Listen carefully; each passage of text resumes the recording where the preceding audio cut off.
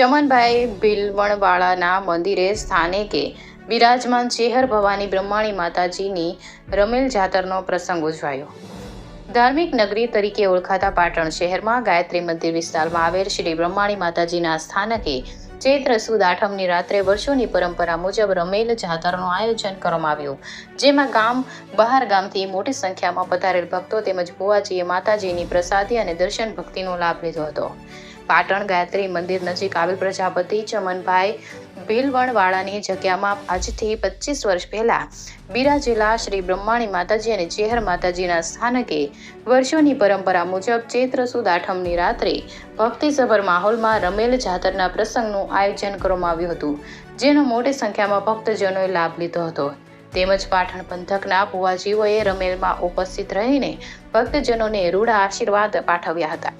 લોકવાયકા મુજબ સરસ્વતી નદીના કિનારે આવેલ સિદ્ધપુર તાલુકાના સંડેરી ગામે 150 વર્ષ પહેલા નદીમાં પૂર આવ્યું ત્યારે કુલડીના ઉછાળે માતાજીની ભીલવણ ગામે પધારેલ.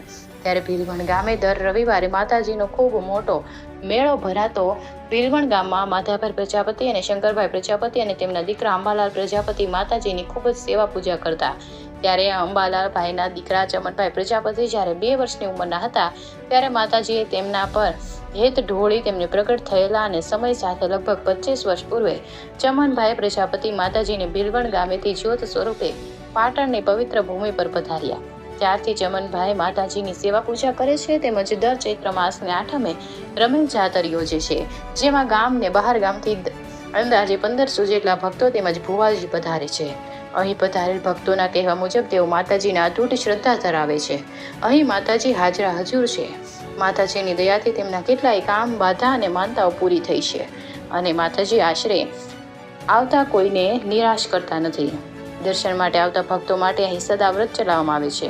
ઉપરાંત અહીં વર્ષ દરમિયાન દર રવિવારે માતાજીના 100 જેટલા ભક્તો વિશેષ દર્શન માટે પધારતા હોય છે અને તેમના માટે પણ ભુવાજી દ્વારા ચા પાણીની વ્યવસ્થા કરવામાં આવે છે. આજનો પશ્ચિમ જે છે એ માતાજીનો અવસર છે અને આઠમ માતાજીની મોટી આઠમ છે. ચેહર ભવાનીની રમેલ છે. એનો મહિમા એ છે કે જે દિવસે ગંઢિયા અમારા જે ગંઢિયા હતા ને એ લોકો સરસ્વતી નદીના કિનારે રહેતા હતા, ત્યાંથી ભીલવણ આવેલા હતા વર્ષો પહેલા. એટલે ભીલવણની અંદર અમારે ચેહર માતાનું મોટું મંદિર છે અને ત્યાંથી એ વખતે મને લગભગ બીજું ધોરણ ભણતો તો માતાજી પ્રગટ થયેલા છે અને એ વખતે માતાજીની જાતર ચાલુ કરી તે આજે એ વાતને 35 વર્ષ થઈ ગયા અને એ જાતર આજ સુધી પરંપરા ચાલુ છે. આસ્થા એ હોય છે કે વિશ્વાસ અને શ્રદ્ધાથી પબ્લિક ખૂટી જાય છે અને લોકો સુરત, અમદાવાદ, બોમ્બે સુધીથી પબ્લિક આવે છે. આજે જ વિશેષની અંદર અમારા મુકેશગીરી બાપુ આવે છે. બધા અમારા ભક્તોજનો જે છે અલગ અલગ ગામડેથી કોઈ માતાજીના સેવકો આવી જાય છે. એટલે 35 વર્ષથી હું માતાજીની સેવા કરું છું અને અમારા દાદાઓ પણ આ સેવા કરતા હતા. 4થી પેઢી ઉપર હું માતાજીનો ભગત છે.